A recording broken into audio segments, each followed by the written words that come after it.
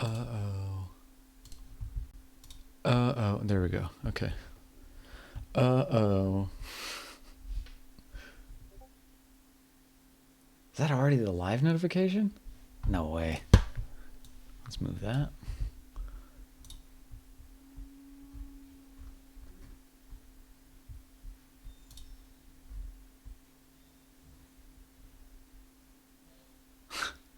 Dream Cartographer in the Discord says, no text is the restriction? Lol, I already did that. In Twine, too.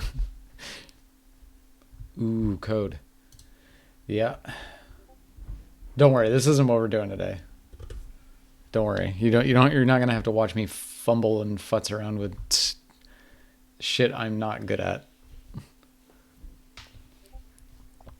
I'd be fine with doing this today, TBH. Yeah, I mean, I don't know enough code. Like there would be about 5 minutes of me going, uh, uh, I don't know what to do. I don't know any of the code or syntax or anything. I don't know it at all. And then the stream would end. Oh, but you see, you say, oh, that's the mood of just being a programmer. But what you don't understand is that I'm not. I'm not. I am not one. I am not a programmer. So whatever you think I don't know, think much less of me. I don't even know what Stack Overflow means.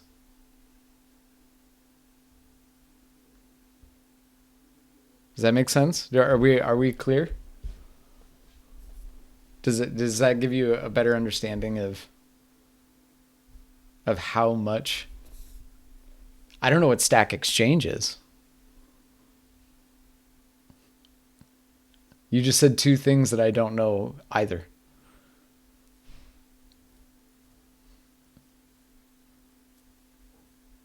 Is that when you like? I've heard of full stack, as in a company that hires full stack. Stack Exchange is a website for exchanging info and asking questions, and it's segmented by profession. I see. Is there a creative writing section? That'd be funny. It's like, hey, I'm really struggling to write this scene. Be like, I got the answer for you. Stack Overflow is the programming segment of that site, and it's a play on the phrase Stack Overflow, which is a programming error of sorts. Oh, okay. I don't know. Maybe there is a writing section.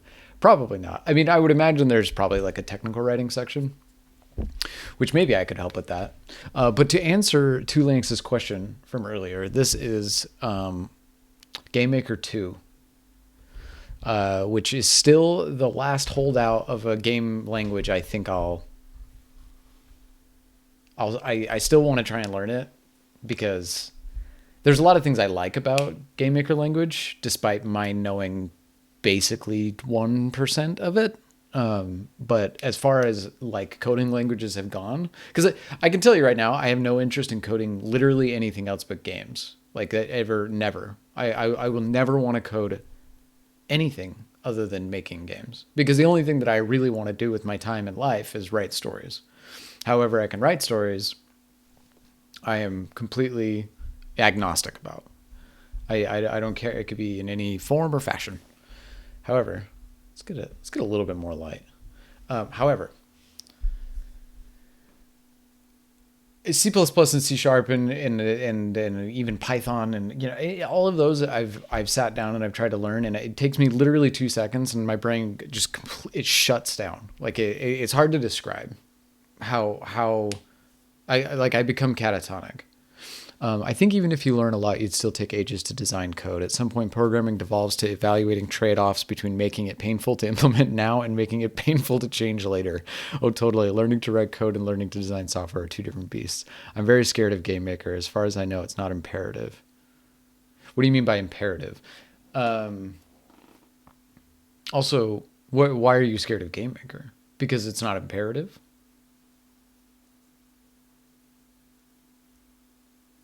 And I'm wondering if are you using imperative in terms of like, Like it's not required to learn, or imperative is in some other type of like engineering programming speak that I'm missing.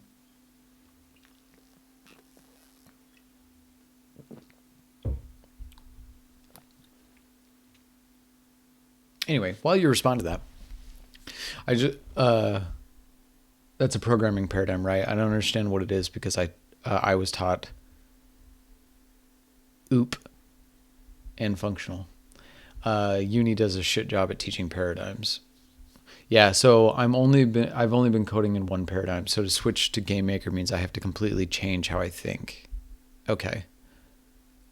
Yeah, I would imagine so. Oh, whoa, sorry, I just peeked my mind. Or my mic. I would imagine so, because one of the things that I've noticed about Game Maker is that the logic behind it tends to make a little bit more sense to me, and it also removes a lot of the like back end shit that drives me insane. Like I've tried to take a Udemy course on like Unity programming, and the amount of code I had to write before I could start writing code just made my mind fucking boil. Like I was losing my shit. I was so frustrated and so I can't even describe it. Like it was like shaking in my chair with frustration and anger because I didn't understand the things that I was writing or why or what they will ever do or any, versus like, okay, so for example, this is my little guy. This is the character I created in Asperite. Thank you, T-Langs. So I made this little dude in Asperite and I assigned him to an object, and then I went into the events, and there's a create event and a step event. And a create is just, I mean, as I learned in the tutorial today, events are the when, and the events, like what is within the event is the what, right? So when and what. So in his create event, as in when he is created, cute little guy, thank you. All I had to write in his create event was physics fixed rotation equals true, which means that he just doesn't move when he bumps into shit. Like he doesn't rotate. Speed equals 1. Image speed is 0.3, which is how fast I want it to play the animations. Depth equals -10. And depth is just where he's going to be aligned among the other 2D objects in the scene, right? Then I go into his step, and step just means every frame. And all I had to write was variable right key equals the Game Maker syntax for D, right? So right key is D. And then down here, I can write if right key physics position X plus minus speed. This is shit that I can put together in my mind. You know what I mean? I didn't have to write any fucking, none of the like, which library are we using? Unity, which compiler? Like I didn't have to write any of that, which is just heaven. It's like, it was the best thing I could have ever hoped for. Because I really like Twine. Don't get me wrong. I think Twine is really cool. I think like all of those are really cool. RenP, Twine and stuff. But I really, really want to make a game like so badly where you're in control of a character, actually. Not like you're imagining you're in control of a character and you instruct them to do things based on like, do you want to go left or right? I would like, with options like you would have in Twine.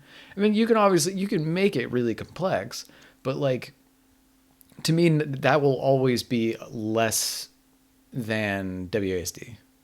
That makes sense? Lol, yeah, extracting away all those details is very helpful for beginners. Exactly. This is what I've been trying to say for literally years, is that the thing that the artist people, like the biggest hurdle is that artist people are going to think metaphorically. We think in metaphor, as do I think most laymen. We're going to think in metaphor. And so, and I used to beg for this all the time. Like when I was at Southern Illinois University, I would go to the coding school and I'd say, is there such thing as a metaphorical coding language? Is there any way that we could make a metaphorical coding language? Because when it's like that, it's so much easier for me to understand.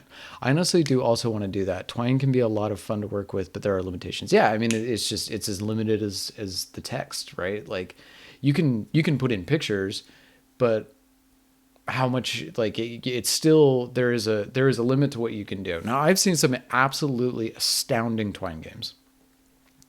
unbelievable. Like I played this one where it was like an open world. It was like an open world game, kind of like open world in your imagination, with an inventory and quests. And I mean, it was like it was bonkers. It was a bananas game, but like it still doesn't. I want to do that next thing. You know what I mean? Because like Two Links got me turned on to the idea. Hello, Dream Cartographer. I will respond to everybody's messages in a moment. Because I just lost it. What was I gonna say? God damn it! It's gone. It's completely gone. Oh, after Two Links turned me on to the idea of like animation and creating sprites and stuff, I really like that because one of the things, if you guys were to ever go read my book, which I'm not suggesting you do, you don't have to, it's fine if you don't, but if you ever go read my book that's on Wattpad for free right now, which you don't have to, what you'll probably find is that I'm relatively weak when it comes to fine detail. I don't write hyper realistically. And I don't, and what I mean by hyperrealism is like a literature term, meaning I don't spend a lot of time really digging into the details of certain descriptions. I find it mostly unnecessary. And I feel like it always slows the pace down of books. And I just don't like it. Like it's just not something that I enjoy. And so when I write, I tend to gloss over fine details and hope that the reader is just going to be creative enough to kind of fill some of that stuff in. And in games, I actually feel like my writing is going to work very well for games specifically because of this. Like, because there are art teams and I can offload the description work into other mediums. Does that make sense? Okay. Now I'm going to go back and read some of this stuff. This looks awesome. The tool lets you write in a way that's successful and it takes care of the fiddly bits for you. Exactly. Yeah, I love it. I love it so much. Yeah. Oh yeah. And like, this is another one, right? Stop animating. If exclamation point, down key, left key, up key, and right key, just go sprite index idle, right? It's great. Love that shit. I can do that. No problem. Let's see. Greetings, Toaster. There's a very good reason that so many people opt to work on games in teams. The different aspects require very different skill sets. Absolutely. Yeah. I mean, it's like the most complex storytelling medium ever, right? Like the number of required professionals, I mean, maybe theater or film, but like, I feel like games are right up there with them. I do think text adventure engines have a lot of interesting utility as its own game making tool, especially if you like to work with interesting description of stuff and exploiting imagination. Yeah, right. Well, I mean, that's the advantage that text has over games, right? So like, let's say I wanted to make, some action, like this incredible action movie. Like I couldn't do it in a game. I could do that in a book. I could write the most exciting action packed motherfucking like Bruce Willis jumping out of a skyscraper. Like I can do that in a book easy. I can't do it in a game making engine, right? But that's okay. I don't want to do that. All I want to do is make a game. I want to make two games. I want to make a card sports game with a narrative progression. And I want to make like unto Pyre, but with cards. And I want to make I want to make three games. But the one I want to make here is a semi-open world. I mean, basically 2D pathologic. That's like all. Just 2D pathologic. Let's see. Realistic amount of detail is very far from utilitarian. Yeah. Okay. So the tool we were talking about is Game Maker 2. That's what I'm using right now. It's really good. I would highly recommend it. I think there's a free version, but the coding, like first, this is like the coding version. I've tried with the drag and drop. The drag and drop is, I mean, it's simpler, but literally nobody will help you. Like I wanted to do the drag and drop version because I really like they further break it down to like be even easier, but they don't explain what all the different drag and drop techniques do, like the tools that you can, because you can drag in shit like down key, right? Like in a drag and drop, you can just say, you can drag in the key that's D and then just like visually code it. But then there are others that are just like, they're incomprehensible. Like it's an impenetrable thing for me to read, where it's like, wait, what does this do? And it's like, well, it does this in programming language. I'm like, I have no idea what you're fucking talking about. And then I look online and I'm like, how do I draw a sprite over a physical object in a game with drag and drop? And every single forum post is like, don't do drag and drop. You have to do code. And it's like, yeah, but that wasn't my question. My question was, how do I do a drag and drop? And they're like, you can't. I mean, you can, but I'm not going to explain it to you. It's like, why? How do I do a drag and drop? I'm not going to explain it to you. You have to do it in code. It's so fucking weird. It was strange. But anyway, that's why I gave up on drag and drop. But if you are willing to put in the time, you can literally do the entire game without ever actually writing code. You can drag shit in. I'm on the opposite side where too much text, even super interesting, is tricky for me because my eyes are getting bad. Oh, really? In my case, textless and lack of fine detail is ideal. That being said, I still do want to make more active games. I have a myriad of more action-centric ideas that I'd love to make. I assume most of those cases are cases where those people just don't use drag and drop. Yeah. I mean, no, but I actually don't think that drag and drop is a particularly, I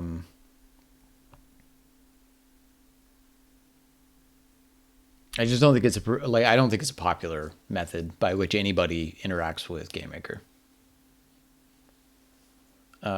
Especially the community, especially the people who understand how to do things in GameMaker and are willing to like register with the forum and give advice to people. They don't know how to do drag and drop. So they just say no. Which is, I mean, it's fine. It's just like, if you're just going to tell me to do it with code, then just don't respond. Drag and drop tools are sort of frustrating for people who can program because it highly limits what you can do, like writing with pre-made phrases and sentences, I guess. Yeah, I mean, I get it. I get it in that sense. But for people who can't program, it's a useful alternative to spending hundreds of hours trying to learn program. Exactly. I'm just kind of surprised that there's nobody who sat down and been like, here's how you do it. Because it doesn't exist. Like I've tried to find, there's like one series of YouTube videos where the guy just makes a very strange game. And his style is really, like his style of tutorial is really hard for me. Like he uses like a robot voice and it's like, I'm not gonna be able to do this. I'd love to learn how to use the visual code method in Godot, but the tutorial I was using focuses on the more traditional code method using GDScript. Yeah, right. I mean, it's all of it. And GDScript, from what I understand, is based on Python, which is supposed to be an easier language. As far as I understand. Aren't Python and Lua supposed to be kind of like baby's first steps into coding?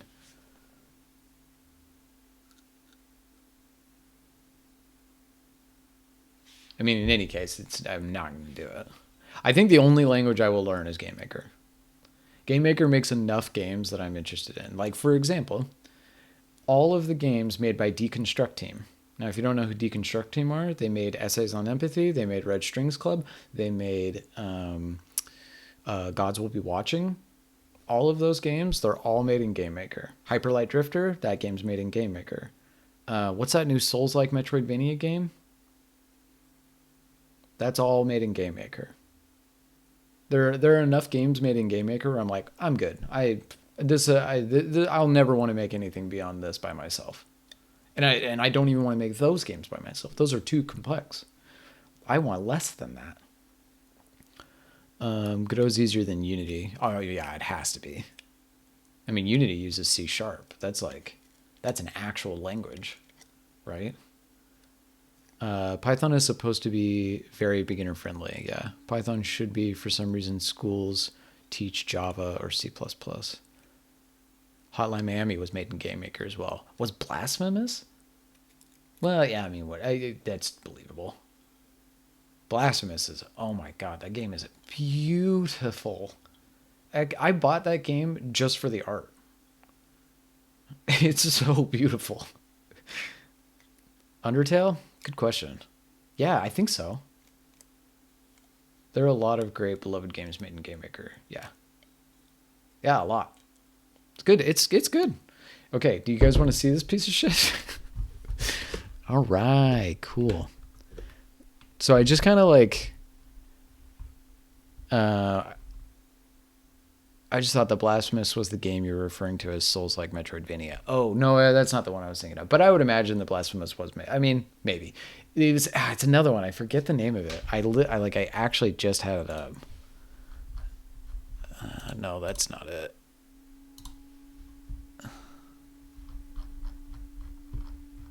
Was it that? No. I was doing some shopping earlier today. I can't find it. I'm sorry, I can't remember. But it's supposed to. It's like a Metroidvania. It's very pretty. It came out not too long ago. Feudal Alloy? No, that wasn't the name. I can't remember. Okay, so let's go ahead and hit play. Ha! I reused some assets from the pixel art dailies. This looks horrific. I know that it looks like Christmas puked out shit, but it's my game. Lovely so far. So the thing that you remember my little table with the banana and the grapes and the bread? Yep. Fun, good times. Okay, so here are some key things. I have started many games in Game Maker, and I have reached a certain bullshit threshold where like I get to my bullshit meter is full, and then I turn it off and I don't touch it for months. And each time I come back, my bullshit meter gets a little bit bigger, and I get just a little bit further. So this time is the furthest I've made it. There's a couple reasons for this. One, I actually got the character to animate when I press buttons. So the character moves and animates at the same time. Two, the character has different animations depending on which direction he is moving. And they don't look like bullshit. I do like the charming art, though it's pretty hard to see most of the characters. Oh, yeah. I mean, literally, I'm testing. Like, I'm aware this is not even remotely what it's going to look like. I was trying to figure out how tiles work. This is how this disgusting mess ended up. Yes. Oh, yes. We have idle and walking. Idle and walking animations. See? His legs move up and down, but then when he stops, his legs don't move up and down. That was another thing that I figured out recently, which is amazing. Because I could never figure out how to make the character return to idle animation until today. And once again, this really points to how dumb I am. Like, because look how easy this is. I didn't know this. Like, I've been working with Game Maker for actually like a year. And I just learned that if you put this thing here and down key, then you can make it go back to idle. Like, I just learned that today. I did make my own assets, yes. The negation operator. Yep, those were words that didn't make sense to me. Oh, yeah, and this is another cool thing. Check it out. So when he's walking left, obviously he turns left, and that's wonderful. And then when he walks down, he faces the camera, right? It looks a little shitty, but that's because I didn't realize that his two buttons were lower. They also don't move, which I just realized, and that's a problem with his sprite animation. They don't move up and down like the button counterparts in the left and right animations. But then this one, boy, I'm real proud of this. When you press the W key, he turns away from the camera. Holy shit. Can you believe it? That wallpaper. Good Lord. Oh, it's awful. Animation is hard, but I really like it. It's actually one of my favorite things. Like the games that I made with Two Links. Now, obviously, Two Links had to go back and fix all my bullshit, but like the games that we made together, I loved making the animations, even the first drafts. uh, especially when they turn some operators like and slash into words and or, so you get less used to fucking hell. I mean, you lost me in that sentence. Yep. Oh, and collisions work. That was another thing. I could never really get collisions to work. So like the collision doesn't work exactly how I want it to right here, but boy, check this out. So what do you think happens when the character comes up to this blue rug here and I press W? What do you think is going to happen?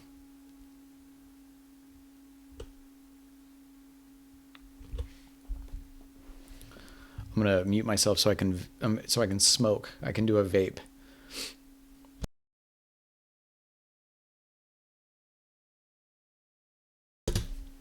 So you would think that, and you would be correct, obviously.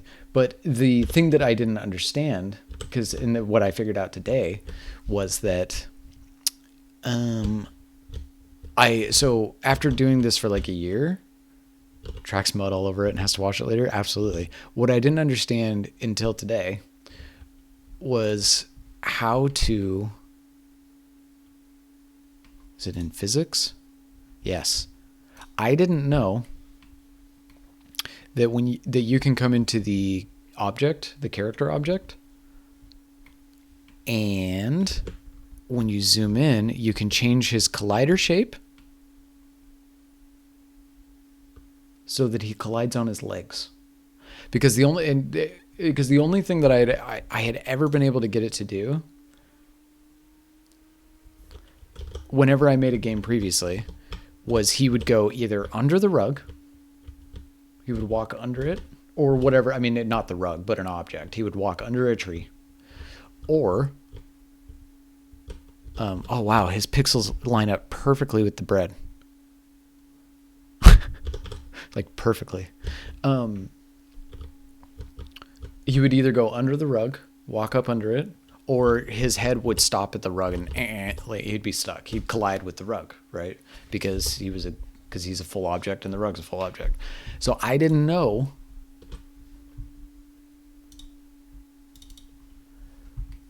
that I could, oh no, not the variables. Oh God.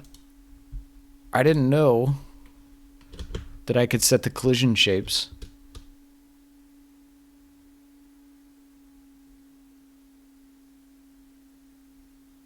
so that the character can walk over shit. Your sprites are great. I like how your initial design always contain some necessary detail for the player to infer the character's personality. It's how I think. I think once again, this is kind of the ultimate. This is like the difference between writers and coders and programmers, and like I think that there is a fundamental difference in the way we think, right? Where like I don't even feel like I can start making a game until I can start to get a sense of who the character is that I'm making the game with. You know what I mean? It'd be like if I were to be, okay, so here's how you write a book. You write a bunch of brackets that say insert emotional turn here. Insert object description here. Insert character descriptor here. Insert dialogue here. Right? And you're going to go through the entire book. You're going to write 90,000 words worth of insert, right? And then once you're done, it's easy. Because now all you have to do is hit Control H and replace insert with text. And like, if you were to try and teach like somebody to write a story that way, I think they would just like crumple onto the floor and, have a seizure.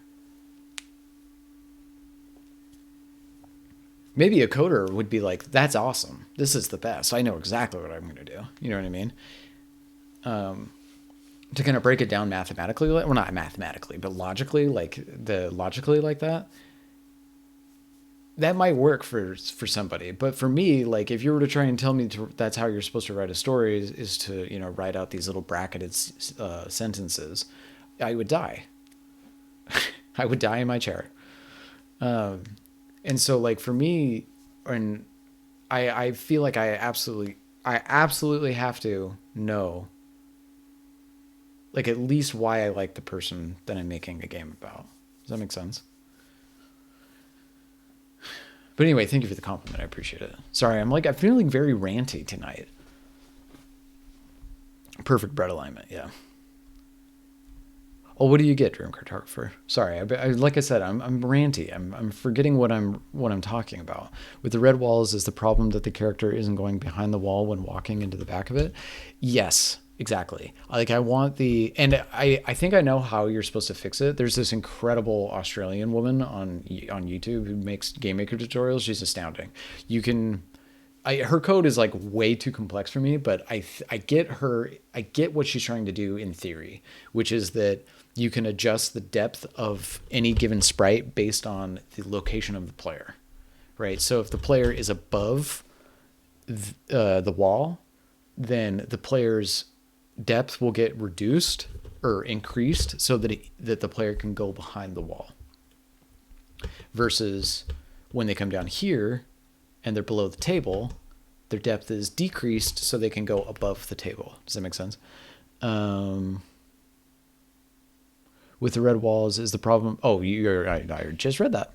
Coders are just writers, but they're fluent in significantly weirder language. Absolutely. Yeah, I don't mean to, I definitely don't mean to discount coding. I think programming and coding is like the absolute future of reality. Like, I think it's probably one of the most important jobs in the world. And clearly I don't even need to say that because it's obvious, because coders and programmers are so unbelievably in demand that you could literally go to school, learn 3 programming languages, or learn one aspect of one programming language and get a job basically anywhere. Also, I'm pretty sure you're just describing Twine. Yeah. Yeah, but see, in Twine, I get to write a story while I'm doing that. Does that make sense? Like, I get to actually... Like, I get to write the story while I'm doing it. Like, I get to say, like, you come to 2 doors. Your sweaty palms, the metal rebar covered in blood is slipping from your sweaty palm. Which way do you go? Right? Like, I get to actually kind of put that detail in as I'm programming. Right? And sometimes you do just get in that mood. The thing about rug collisions. Ah, cool. Okay, gotcha. And that's why I think that like metaphorical coding is something that either needs to be created in some way, or yeah, I mean, that's probably it. I want it. I just want it. Like, I want to be able to say, I want to be able to type into this. Let's see. I want to be able to type into this. When player object contacts wall, stop him.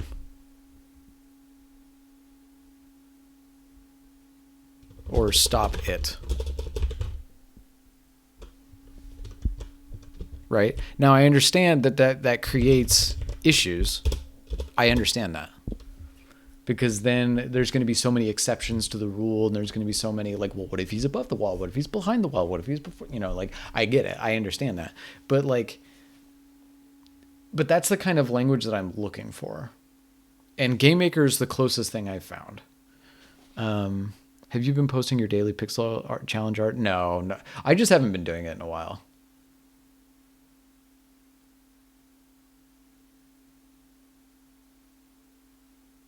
That involves natural language processing, and holy shit, that's in my... Oh, I'm sure it is. I'm sure it is. I can wait. It's fine. I'm only 29. I have time. I can wait until I'm older and I'm a better artist. You know what I mean? Like, in the meantime, I'll keep learning this. But oh man, I can't wait for the day when they're like, new metaphorical coding language.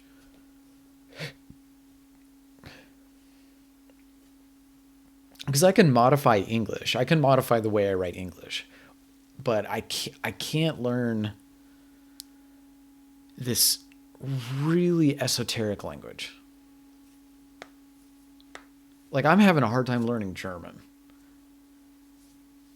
Deutsch is super schwer. And people are literally talking to me in German all day, every day. And I am having a hard time learning it. I mean, hey, Pinkney has found interest in games and code and such at his age, so time is a valid thing to spend. Absolutely. Well, one of the things that Pinkney talks about a lot to the incoming students, grad students, is that he cut his teeth. I mean, like he sold his, he sold his first book when he, like just before he graduated from his MFA, I believe. But while he was in his MFA, he said that he made his, he paid for his MFA back in the day, which, you know, the tuition was probably like a ham sandwich, but like he paid for his graduate school by selling text adventures that you can go and play. Like they're available. You have to find an emulator, but I think another one of the issues is that you're starting out with code with a game. To be honest, games probably shouldn't be your, I know, but like I said this earlier, there is absolutely no fucking way that I am going to, there's no way I'm going to learn how to make something else first. Because I can't work on something that I don't have interest in. It's, especially if I'm not getting paid. If somebody were to pay me to learn how to make a simpler whatever in code, okay, fine. But I'm not getting paid. And if I'm not getting paid, I better be having fun. Those are the only two things. These are the two operators in my life. I either need to be getting paid or having fun, and that's it. I don't give a shit about anything else. Hopefully at the same time, I'm getting paid and having fun. And I understand everything everybody says. I get it. You're not supposed, what am I doing? You're not supposed to run before you can crawl, as they say. You're not supposed to make a game before you make a whatever is simpler than a game. And sometimes you got to do things that you don't want to do in order to be better in your future life, right? I get it. All of these things I understand. But if I'm not having fun, I just won't get better. Like I won't get better. I'll just be mad. I'll be mad and I won't do it. That's it. Like it sucks. It's a flaw in my personality, but it's true. Let's see. I know I feel the same way, but games are frankly just hella complicated. You have to program and design every single little thing, and it's overwhelming. If you make a hobby out of game development and you release one game that is a beast of an achievement, totally. That's okay. Because the thing is, too, is like, okay, Two Links is operating on a different plane of fucking existence, right? Like, the mechanics that dude creates in his games are mind-blowing. They blow my mind, right? Especially after having worked with him on a couple of games. The fact that he was able to put together the Perishable is still a mystery. And he was like, yeah, I mean, it's coding. It's not that hard. I just code. And for me, it was like, you're literally a wizard. You're actually doing magic. And I can't see behind the curtain. And I'm along for the ride. Because he was able to take my bullshit, my random text generator that he wrote me a random text generator that for me to have something to play with during the jam, basically. He gave me a little text generator, and I just wrote as many sentences as I could think of, because our game was going to have context-free grammar and generate random narrative, right?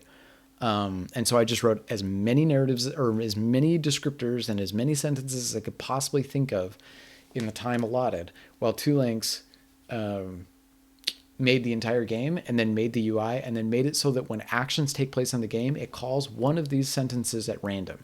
It blew my mind that he was able to do that. I have no interest to even get that far. Like, all I am looking to do is figure out how to have light branching dialogue, a really simple inventory system, and that's it. Those are like the only two mechanics I can think of that I really actually want. Like, I guess being able to go inside and outside doors, but I've already figured that out. Like, I've already figured out how to transition rooms. That's nothing. And then I just want it to look okay. It doesn't need to look like amazing. It just needs to look okay. Let's see. I think the main goal is to find other fun, simpler things to do to practice. For instance, that weird visual stuff you can do in Twine, you do that partially through learning to use the code that allows websites to exist. Yeah, it's true. I've seen people who can animate, code, and compose all at once. There are people with very varied skill sets. Yeah, and there are people who can write, and that's it, and that's me. Let's see.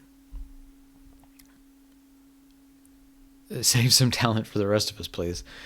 Two Langs, it blows my mind. I was blown away when Squishy Puff Dave explained to me how he implemented randomly selected sentences in Twine. Yeah, I tried to look through Squishy Puff Dave's like source code for his Twine game, and I was like, I don't even know what the fuck's going on. I couldn't even figure out how to open the backend. Like in the UI, I couldn't. I didn't know. I was like, I was looking at the sentences that could be randomized, and I was like, I don't see it. I don't see how this is happening. And then I was like, well, it's got to be like in the back end or something. And then I just couldn't figure it out, and then I closed it. Before I started making games in Twine, I made a simple plot outline thing in it, which is relevant to my writing. That's true. That's actually one of the things that I really liked. I plotted my Unity game, which was basically just a zombie that I stitched together out of people's assets. And I mean, it looks like shit, but like, because it's other people's assets, and it's obvious. But when I was outlining the story, I did it in Twine, because it made a lot of sense to do it in Twine, because Twine, I mean, I can't do it in Word. Word is like, you're going to try and write a choose your own adventure story in Word. Ugh, what? Like, never. So for Twine, it was perfect though, because I wrote all the branching dialogue in Twine first. And then I just had my Twine window open on my second monitor and my branching dialogue window open in Unity. And I just went and matched it, and it was good. To continue to the point about website code, if you learn to do that, then you can make a rudimentary website. And if you're creative or experimental, you can try and use that for storytelling. Also true. Sometimes learning a skill about finding your own way to learn it. Yeah. I mean, I'm not saying you're wrong. I know you're right. But it's still, to me, it's like if I was to say, you know, I really want to learn how to play saxophone. And they're like, well, if you learn how to play piano, you learn about, you know, bars, you learn about measures, you learn about half notes, you learn about all really should learn to play the piano first. Because it gives you a better overall sense of knowledge about music and how to make it. And I promise the skills transfer. And it's like, yeah, I know, but I want to learn saxophone. And they're like, yeah, you're going to fail. I'm like, I know, I'm aware. I don't intend to be a really good saxophone player. I just want to learn how to play saxophone. Does that make sense? Is that a good analogy? Let's see. Writing in Word is like sculpting with wood. I mean, yeah, you can technically do it, but don't do it. I mean, I actually write all my fiction in Word. Well, I just stopped because I can't pay for it anymore. But so I switched to LibreOffice, which I'm already regretting kind of because it crashes. But I don't want to use Google Sheets or Google Docs. Let's see. I mean, yeah, I understand you're not saying I'm wrong. I'm just speaking from me. Yeah, I mean, it makes sense. That makes sense. I operate similarly, only do things you enjoy. I don't think games being complicated will be a concern. I think you'd find the harder roadblock is the fact that most game coding tutorials try to take a lot of shortcuts, and it isn't very principled. That's interesting. That's one of the things I noticed about Friendly Cosmonaut, the YouTuber. I don't think she's made a video in a long time, but boy, she's principled. And I'm not following her tutorial this time around. I'm following a different person because Friendly Cosmonaut is actually too complex for me. Like she's too much for my brain. I've tried to follow her in 2 separate games, and I fall apart on like the 3rd tutorial video because she's just too advanced. Like her series is just too advanced. I understand.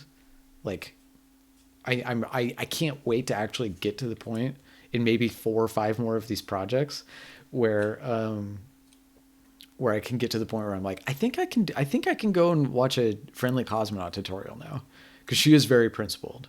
She always talks about like there are ways to do it, and there's a wrong way and there's a right way. The right way is going to take longer, but we're going to do the right way. And I always appreciate that about her. She's great. Let's see. Sorry, I'm having a hard time keeping no chat. Yeah, you want to pursue what you want. May not be efficient or result in quick development of a transferable skill. Yeah, sure. Yeah. But if you want to play sax, that's what anyone who's helping you should focus on. That is very true, yeah. However, the issue I have with the example is that there are plenty of people who have learned saxophone without learning piano. Right, and I would say that there are plenty of people who've learned how to develop code for games before they learned to develop code for other things. I would assume. I mean, I would assume that it's not zero. Right?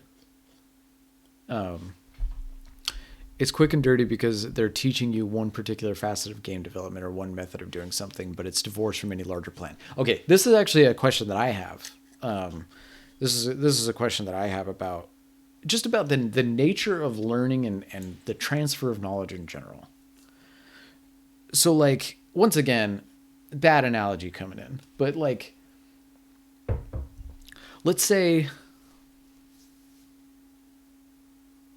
I don't know, some horror writer was coming to your town and they're holding a class on how to write a horror story, right? And this so you go to the class and you sit down and the horror writer's like, all right, here's how you scare the shit out of people, right? And he's like, and blood and guts and fuck, like he's going nuts. And he's saying, here's how you write a kick-ass horror story. Here's the things you got to do. Here's all the shit you got to do. This is like, I'm a great horror writer. These are the things I'm teaching to you. Oh my God. Now you know how to write a really good horror story, right? It's not necessarily transferable because it's like, okay, but now that I've written this horror story, I'd like to write a romance, right? It's not like transferable. But how much is it? How much of it is absolutely not transferable at all whatsoever? You know what I mean? Like, it's not that it's not that you didn't learn something. I mean, yeah, maybe you developed a bad habit, but I think it's as much a thing on the learner as it is on the teacher, where like the learner probably ought realize that maybe they're developing a bad habit. And if they're paying attention and they watch somebody else do it, and they see a stronger, they see it like I see the difference between Friendly Cosmonaut and another YouTuber, because Friendly Cosmonaut is all about discipline and structure, and she teaches you to do it the right way, and it's way too complex for me.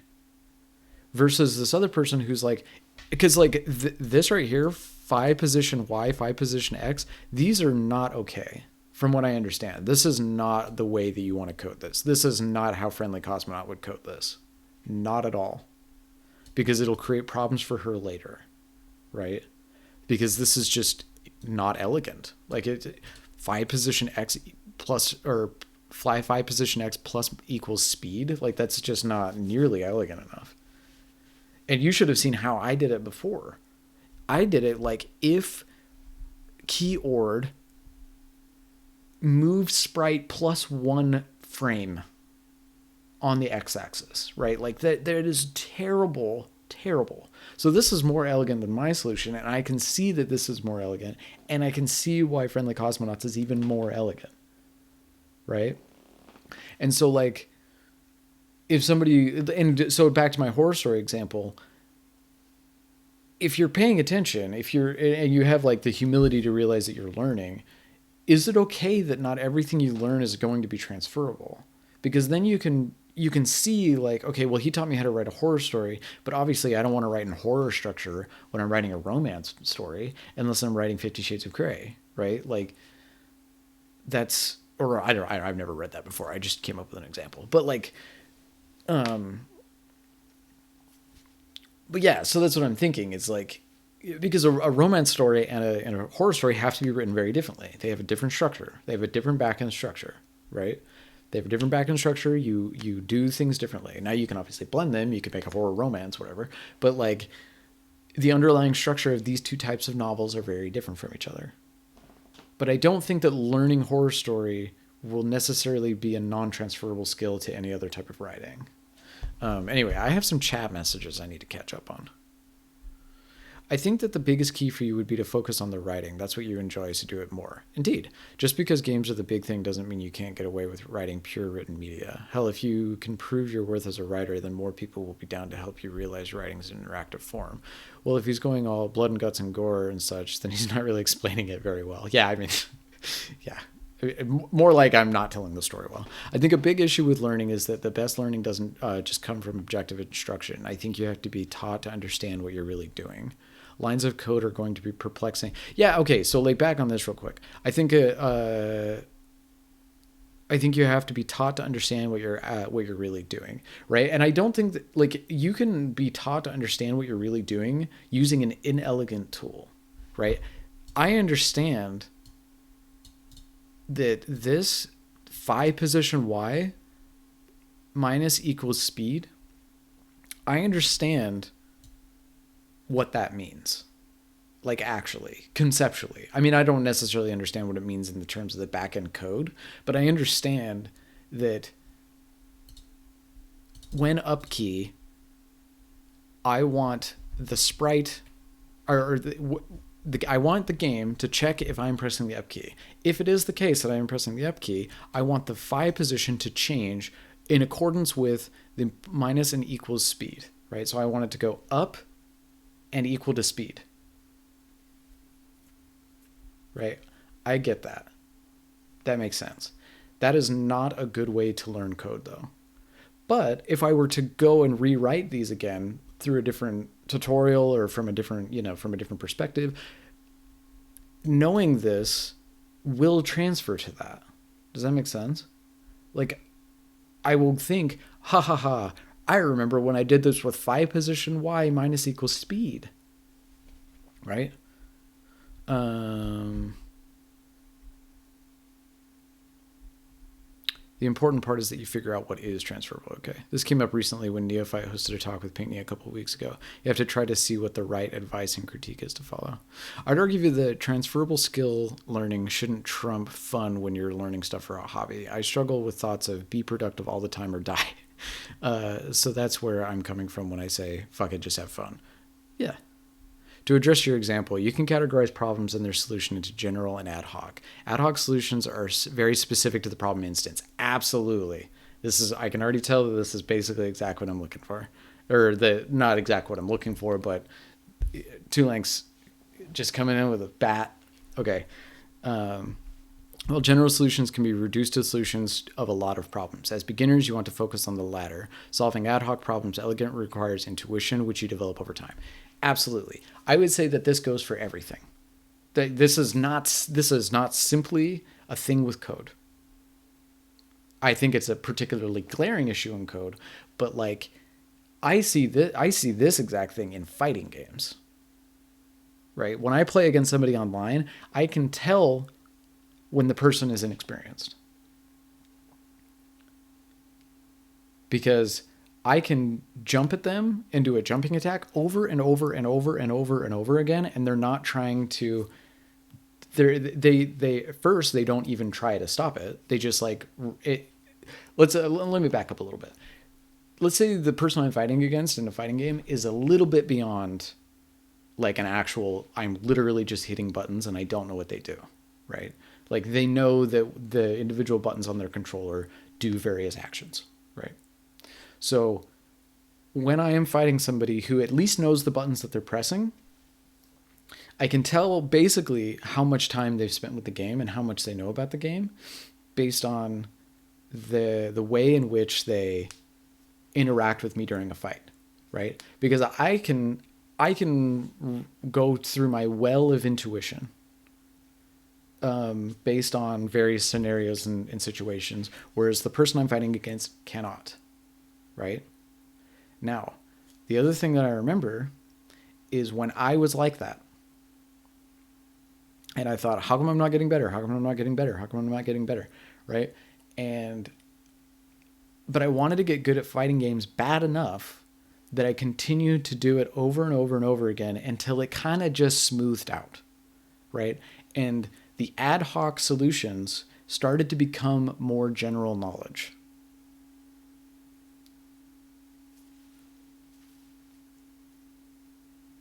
because that was how I was with Karen. I refused to learn to anti-air. Right? Let's just say, like, anti-airing is a fundamental core aspect of fighting games. It has to be known in order to play them. Right? You have to know, or you have to build at least some form of muscle memory so that when a character is above you, you should hit a button that hits them. Right? And in the first year, I refused. I refused to do it. I just kept playing the game, and I played the game how I wanted to have fun with it. Right? I was full on crazy attack, combos only, running at the enemy, just doing shit, losing constantly, getting frustrated and pissed off, and uninstalling the game and reinstalling it, and right. And then eventually, what happened was, because I became so comfortable and almost bored with the way in which I was approaching learning the fighting game, I eventually decided to go back and reteach myself the fundamentals. Now, it sucked. I'm not going to lie. It did suck because I had to, but it was a lot easier for me to retrain myself to incorporate the things that the general fundamentals that I should have known in the beginning. It was a lot easier for me to reincorporate those changes than to slog through them in the beginning. Right? Because, like, if you were to hand somebody a controller to a fighting game, they'd be like, okay, you don't even get to go online and play the game until you know how to anti-air. I'm like, yeah, but it's my hobby. I spent $60. No, you can't go online until you know how to anti-air. You have to sit in training with the dummy, and it has to jump at you, and you have to practice. Right? It's like, no. I don't think anybody needs it to be like that. I think if you want a fucking job in it, then sure. That makes sense, right? But once again, this goes back to what I've been saying. If I'm doing it, if I'm doing it for fun, I'm gonna just fucking do it wrong. But if I'm getting paid, I'll do exactly how you want me to do it. Okay, let me catch up on some messages. That fighting game metaphor makes a lot of sense. Cool. I'm glad. I figured we'd eventually land on one. This is actually an issue I have with mathematics a lot of the time. Sometimes it feels like courses teach very ad hoc solutions for very particular scenarios. So when you run into a kind of different problem, you can easily be blindsided as your main method of doing the problem suddenly doesn't fully apply. The fighting game metaphor is a really good way to put it. Cool. I'm glad. I'm super glad. And I'm sorry about mathematics. I didn't make it past Algebra 2, and my high school actually said, don't worry. They said, we give up, basically. When I was in high school, I tried Algebra 2, and I failed. And then I tried it again, and they were like, what is going on, man? And I was like, I fucking hate it. I fucking hate it.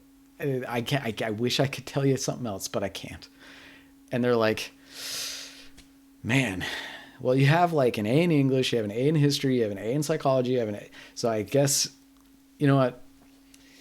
We'll just say that, yeah, whatever. Just get out of here. And I was like, okay. And then I left. So usually game coding tutorials are going to be very ad hoc. Makes sense. Makes perfect sense. The way I often approach it is I implement ad hoc solutions, and then every time I make a new project, I rewrite my ad hoc code from previous ones. Eventually, they become more flexible and transferable. I think the way you're coding now is fine as long as you refine your solution in the future. Totally makes sense.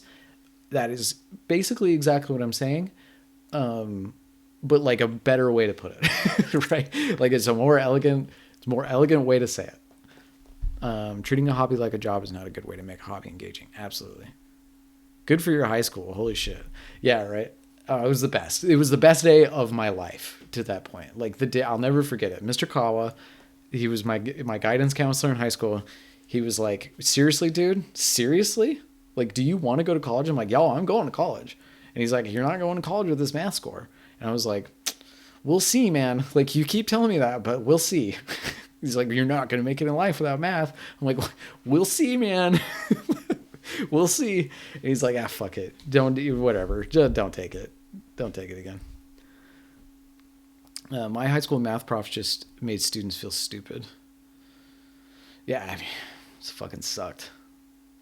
Honestly, I'm in Calculus 3 right now, and I'm at my wit's end with it, partially for this reason. I get particular kinds of examples that explain how to do specific problems, so when I suddenly have to remember to do integration by parts again to get my bounds, I have to rework my brain for a moment. I don't know what that means. This is actually something that I think would be really fun, though. I wish, once again, here it comes. I wish that there was an art or there was a math for artists class.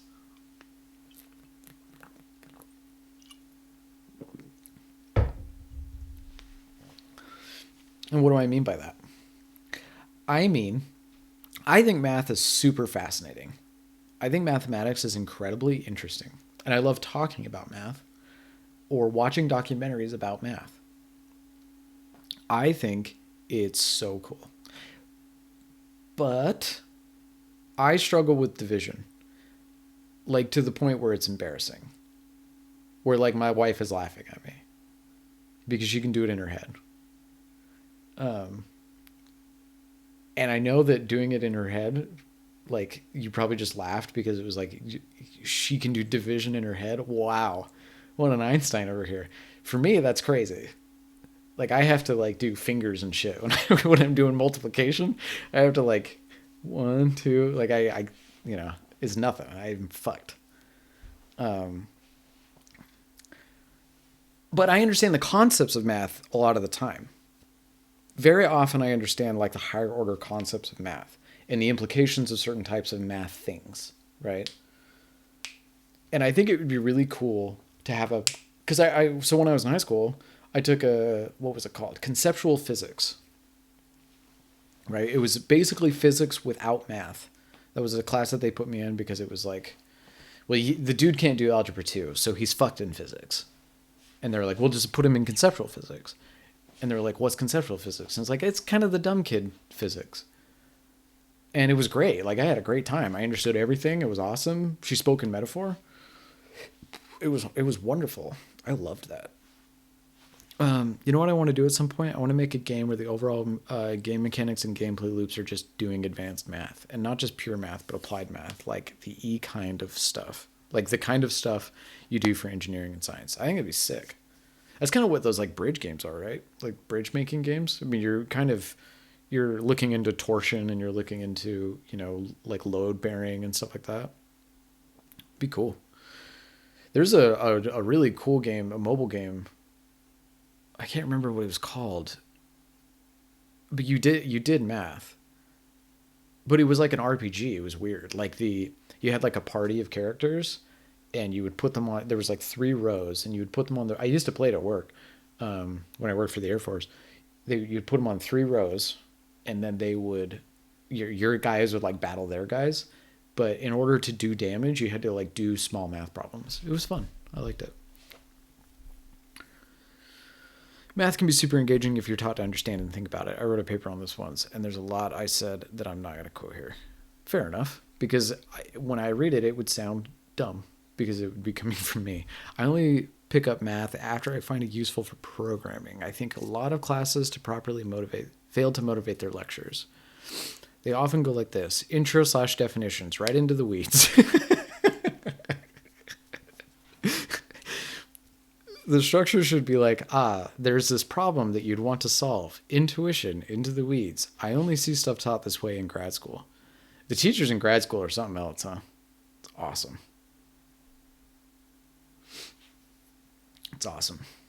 I didn't feel like, until I was in grad school, I didn't feel like I understood writing. And then day 1 of Pingdu's workshop, I was like, I get writing. It was like Neo, Matrix, I can see the green shit. Or I don't see the green shit. I see beyond the green shit. But that was because he introduced the topics in the same way, I would say. Like it was like, have you ever wondered why your writing doesn't give anybody any feelings? Well, it's because of this. Here's the solution to this problem. Go do it. I also had to use Duolingo for a linguistics paper, and the way that service gamifies language learning fascinates me. I'd love to make something like it, but designed to clearly teach math techniques. Yeah, it'd be cool. I think that'd be cool. I mean, there's actually one that is for coding too. I think it's called like Mimo or something. I can't remember what the fuck it's called, but it's some app where you can learn coding via Duolingo type techniques. I just wish that Duolingo was a little more practical, because the thing that annoys me about Duolingo is that the language learning that it gives you is like, once again, going back to the transferable versus non-transferable, the thing that fucking drives me crazy about Duolingo is that it teaches me sentences like Mimo. Yeah, okay. Yeah, it's cool, right? The thing that drives me crazy about Duolingo is that it's like, the bear is not on the car. It's like, I am never going to say that. Der Bär ist nicht auf dein Auto. Was? What are you talking about?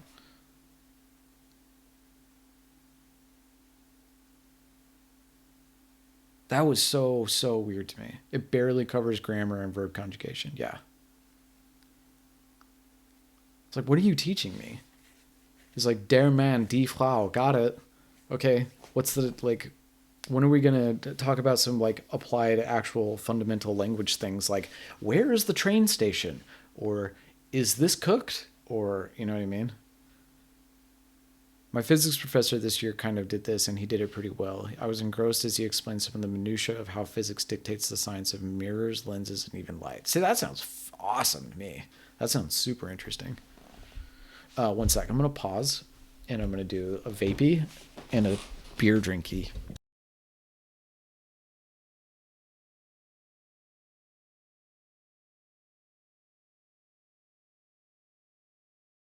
How did I fuck up my code?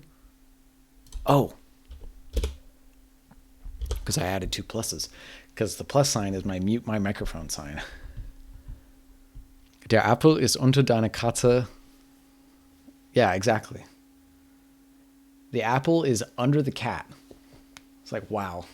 That is not a sofa. That's a horse. Das ist nicht ein Sofa, aber ein Pferd. It's like, ah, oh, wow. Glad I can say that. I can't wait to use that at the fucking family reunion. When all of my wife's family are looking at me and they're like, so what have you learned so far in German? I'm like, well, I learned that sofa is not a horse. Good Lord. So annoying. It drives me crazy.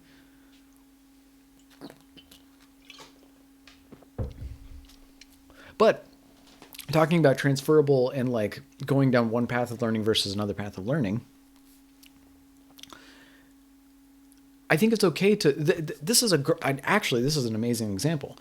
As I've been learning German, I found it to be really, really helpful for me to learn useful sentences rather than the deep underlying grammar structure of German. German is incredibly complex, and I don't think it's particularly useful for me to learn about the intricacies of the dative and the genitive, the accusative, and nominative cases before I know any vocabulary. You know what I mean? I like, these are ad hoc solutions. I need to know how to ask somebody how to get to the train. That's an ad hoc solution, right? Wo ist die Bahnhof? That's an ad hoc solution. I don't understand any of the underlying grammar of that. I mean, I do, but like a slightly more complex sentence. Yeah, I can't even remember if it's der Bahnhof or die Bahnhof. I don't remember, but that's a special use case. That's an ad hoc solution, and I will learn German that way. That's going to happen. Right? Whoa, hang on. Let's see. That's actually the same conclusion I came to. I tried learning Esperanto, and I used a bit of it in the title. I wrote a very basic sentence that I had to proofread using Duolingo. A couple of minutes after a session of using Duolingo, I learned that there's an apple on the floor, mommy. This is, wow, I must have chosen a damn good language to use. I found it great for French because I took like 3 years of it. While learning German, it was nearly useless for the first 6 months. The pronouns in German are unbelievable. Honestly, the entire language is crazy. like, it's amazing how the language can be so specific and also at the same time so general, right? Like, you can use the same word to mean 50 different things, but there is also a word that can only be used to describe this one thing. It's so weird. It's so weird. And depending on the pronunciation, I mean, I understand English has this as well, like read and read, right? Obviously, like, the pronunciation changes the way that changes what the word is. But like in German, I feel like it's goddamn, it's every other word. Poetry in German must be incredible. Don't say that to my wife. She hates reading Goethe. In the end, when you learn through ad hoc solutions, you end up having to detect the general patterns behind said solutions. I think it's a natural part of it. I think that it is a natural thing.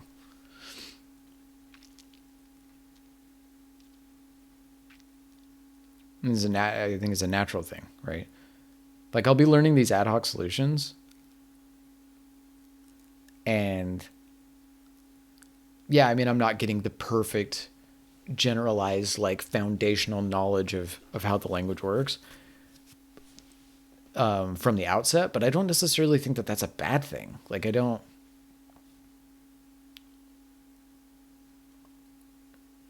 Because, like, no matter what, you're still kind of building the foundation.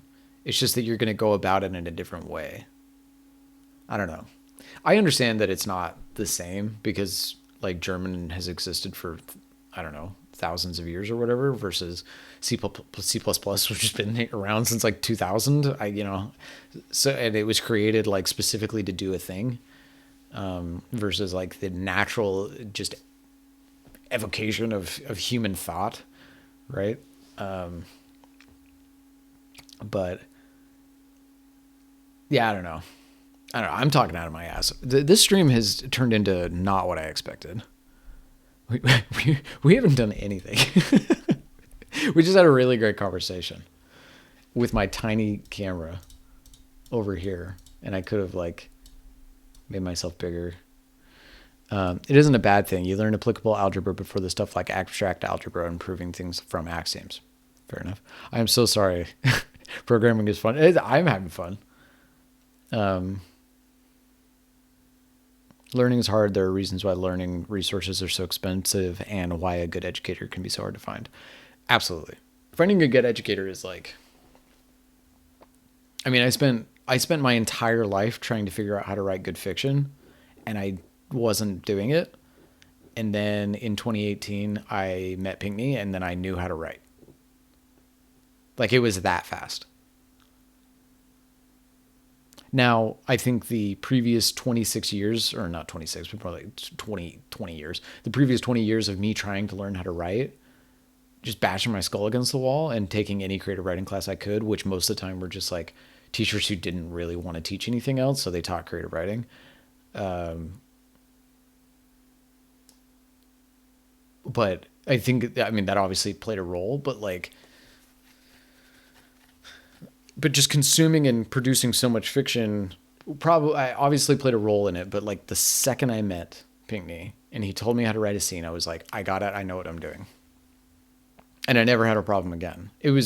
All the problem became from there is just refining that thing that I didn't know how to do until I met him. We have discussed, and that's what this is. Yeah, I'm engaged. This is fun. I don't know if you guys know this, but like many moons ago, let's say,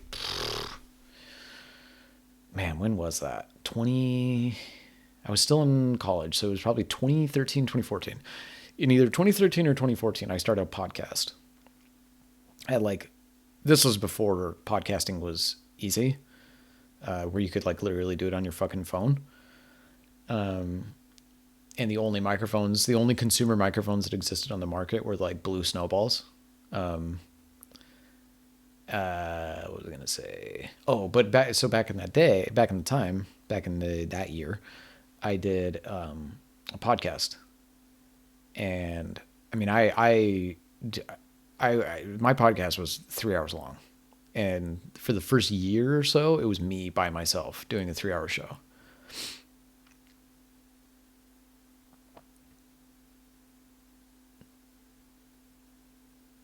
fucking spoiled brat podcasters these days. Yeah, I know. Back in my day, it was uphill, both directions, snow.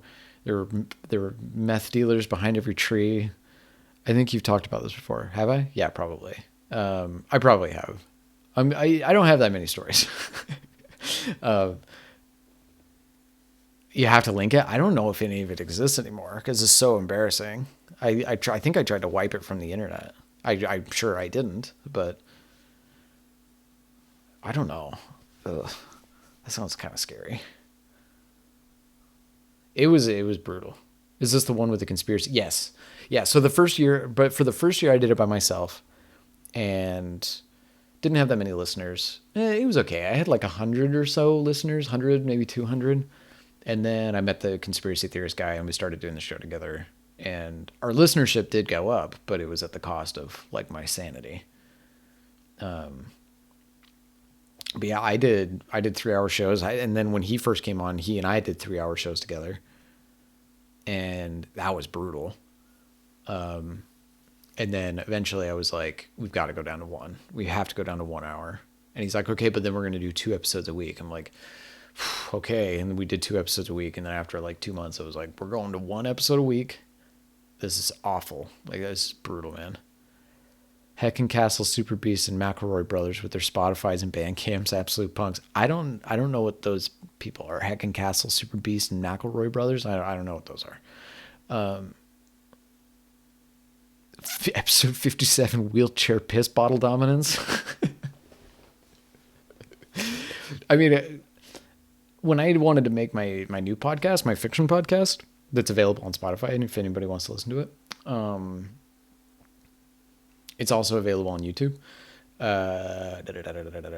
Oh, I discovered, or I didn't discover Anchor.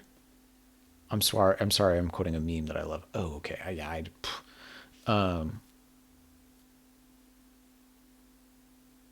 That podcast. When I was ready to publish that podcast, I was told about Anchor, and I was like, what the fuck is Anchor? I go to Anchor, and it was like, make a podcast. And I was like, I don't need to copy and paste somebody's RSS feed off the internet and like the XML file, and I don't need to. They're like, nope. I'm like, I don't need to pay monthly for this. And they're like, no. Why would you have to pay monthly? I'm like, well, back when I started podcasting, I had to pay $15 a month in order to have 3 gigabytes of storage space, and I had to delete my old episodes. And they're like, what? Ugh. Anchor is free. Don't worry.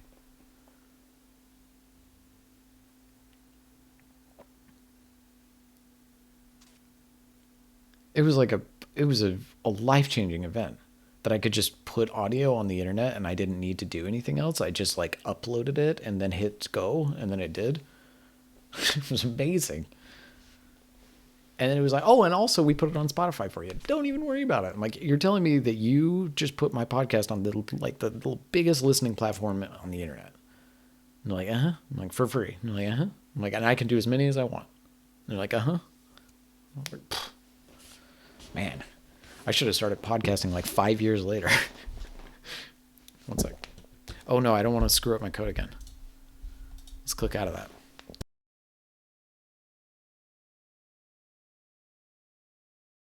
Okay. What are we going to do? How long have we been streaming? 1 hour and 18 minutes? We can go a little bit longer. I was waiting for Mr. Rinzai to show up because we were going to play his game, but he didn't show up. Back in my days, I walk up 90-degree hills to the podcast studio. You youngsters have it easy. Absolutely. Rinzai's still not online. I mean, it's okay. You know what we should talk about? Let's make me small. Let's return me to my corner. And make that a little bit smaller. God, I'm so ranty. Okay, so far only 2 people have joined. I'm very disappointed in everybody else.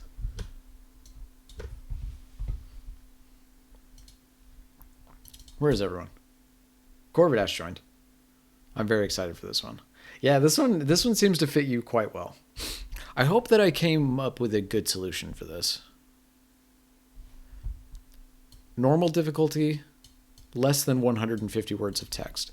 I'm gonna try, if I can get far enough in this game, I'm gonna try and do one of these. I don't know which one, but I'm gonna try and do one of them, and it'll be short. I'm gonna do a scene again, because I think I actually really enjoyed making that scene for the last jam. That was really fun for me, because I haven't really been doing a ton of writing recently. Partially because I feel like my brain is just so fucked up by German that, like, I don't know. And also that I finished the novel in April, and I've just been like, the thought of like writing like another story. Like, I started writing that fantasy story that I'm publishing to Wattpad. It's for free if anybody wants to go read it. But I started writing that, and I was like, dude, I can't do it. It's too soon. It's too soon. I just spent like 3 years of my life singularly focused on writing a novel. So like the game jam scene thing, it was such a nice experience for me. It was so pleasant. Like, I just sat down and I was like, these characters don't need to live beyond this one instance of narrative, this one fragment. And then when I'm done, they're dead, and I don't have to worry about them anymore. So I think I'll do that again. I'd love to try the scene thing again, but just on my own. Yeah, I mean, do it for this jam. I mean, from now on, what I'm hoping for is that everybody is going to continue to try and write in scene. You know what I mean? Like, the scene was not just for the scene jam. If you're going to write narrative, you should try to write in scene no matter what, right? You can write in multiple scenes now. You can have as many scenes as you want in this jam, as long as you can do it in 150 words or no text. The thing that kind of got to me was having to think of scenes in the way the jam defined it. I mean, that's what scenes are. It's not the way the jam defined it. That's what scenes are.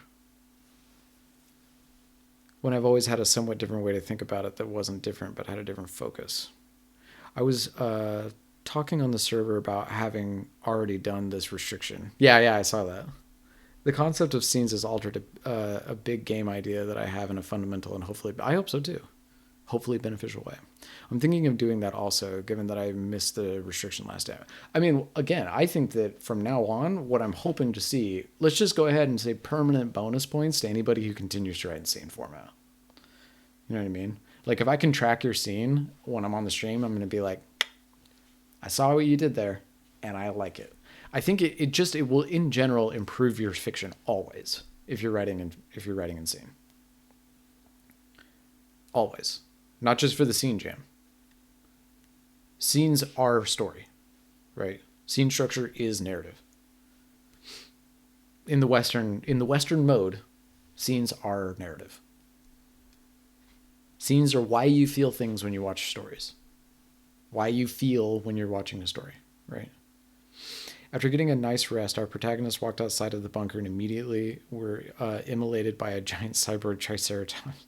To clarify in my thinking, I've always thought of scenes as the smaller stories in a bigger story. I mean, yeah, they are, but exactly, because like like a book or a movie or whatever, there's a narrative arc, right? And then there are chapters, and those each have narrative arcs, and then there are acts. Or no, there are stories, big narrative arc. Acts, 3 small narrative arcs. Chapters, 12 to 25 smaller narrative arcs. Scenes, 1,000 or so, even smaller narrative arcs, right? This is what I mean by, I've said it, this is probably going to make some people vomit at this point, but as I've said a million times, stories are fractal. They're fractal things. They're fractal devices, right? Your big arc is about a character going from innocence to experience. Every chapter should be about them going from a smaller innocence to a smaller experienced.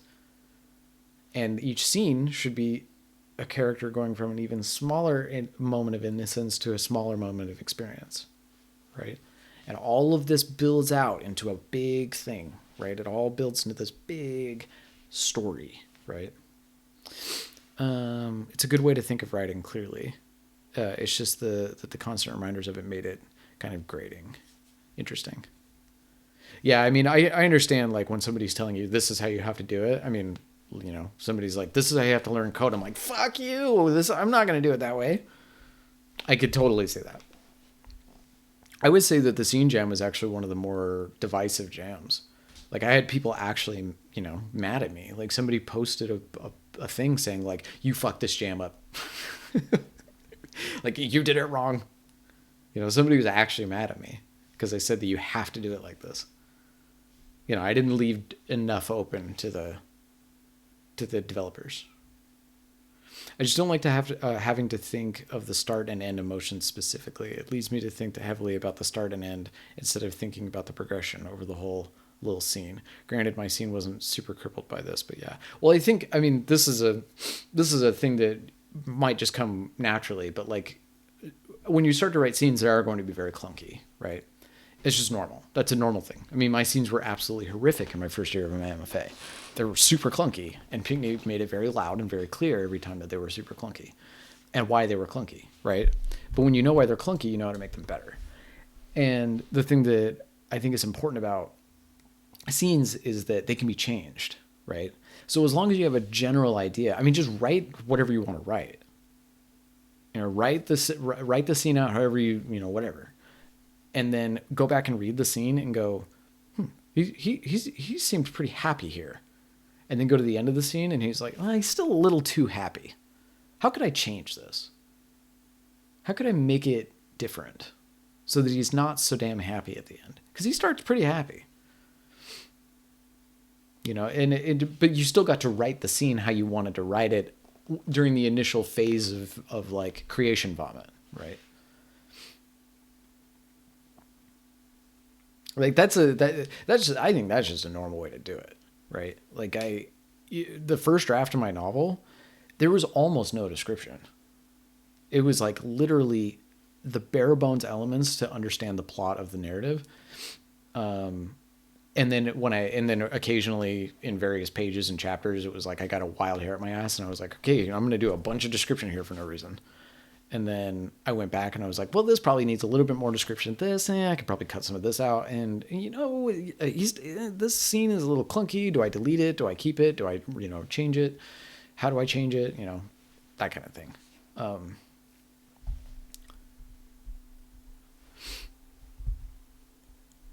Damn, the restrictions are what make jams interesting. Yeah. I mean, yeah. I think you might be able to apply scenes to gameplay as well. We got to meet one of the BioShock Infinite designers at school. Wow. Can we hear about that? And one of the things he talked about is that programmers and artists should learn how narrative works and that systems and animations also need to be consistent to some narrative. Who is this man? Wait. BioShock Infinite. It wasn't like Ken Levine, was it? Don't tell me you met Ken Levine. I'm going to poop. I'm going to poop right on stream if it was Ken Levine. Actually, I'm not. Sorry, that might violate TOS. I'm not going to do that.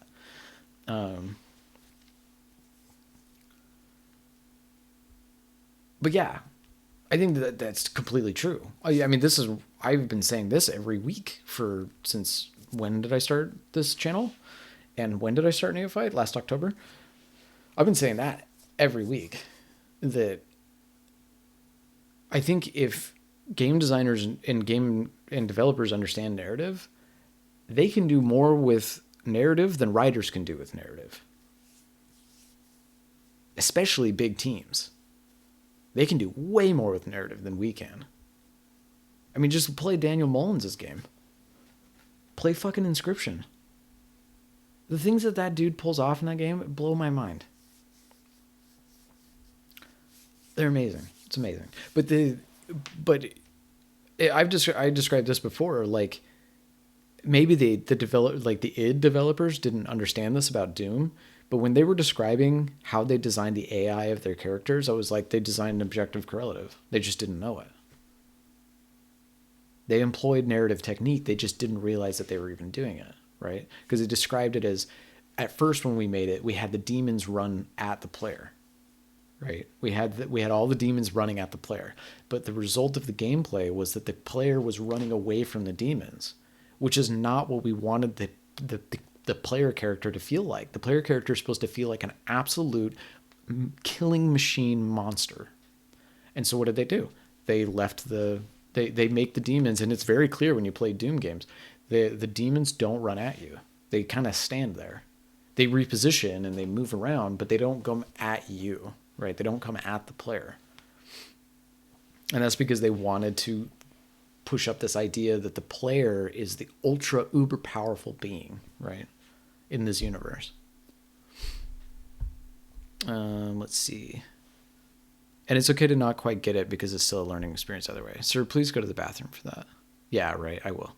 It's important to understand how narratives tick, yeah. Well, they were also in the era when games... Oh, this is new. I'm talking about the new Doom games.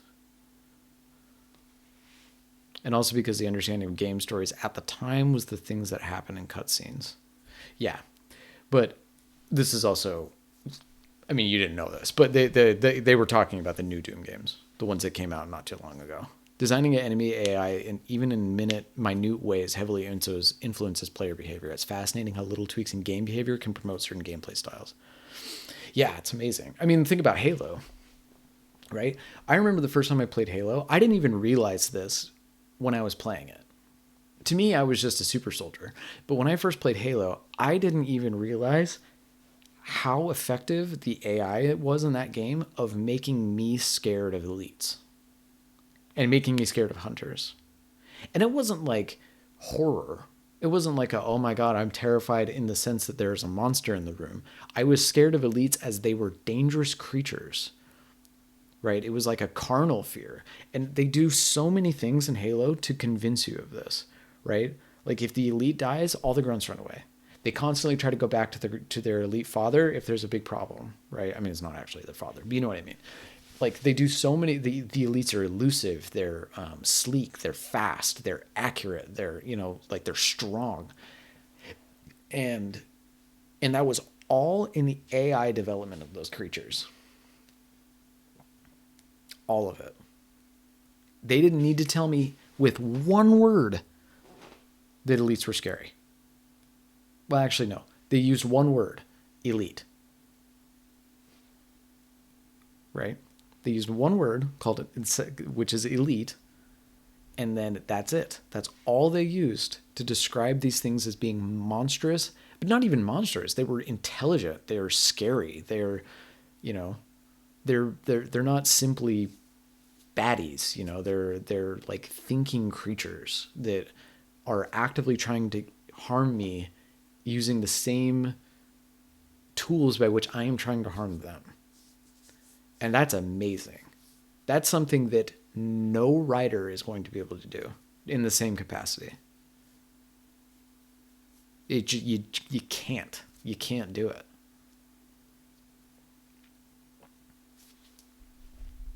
The original Doom has a very different vibe. Yeah, definitely. Why can't I scroll up? Game design can be a really powerful storytelling tool, especially when it coordinates well with the narrative that the game is more actively telling. Exactly. Yes. Yeah. I mean, it should. That's a great example. Especially when it coordinates with the narrative that the game is actively telling. Right? In fiction, good fiction, all of the elements are going to be working in concert to produce a desired effect, right? You'll see this if you read Cormac McCarthy. Everything in a Cormac McCarthy novel is all designed to produce one specific effect. In The Road, it's doom. All he wants you to feel in that novel is doom. Doom, doom, doom. And not the game. The biblical sense of the word. Right?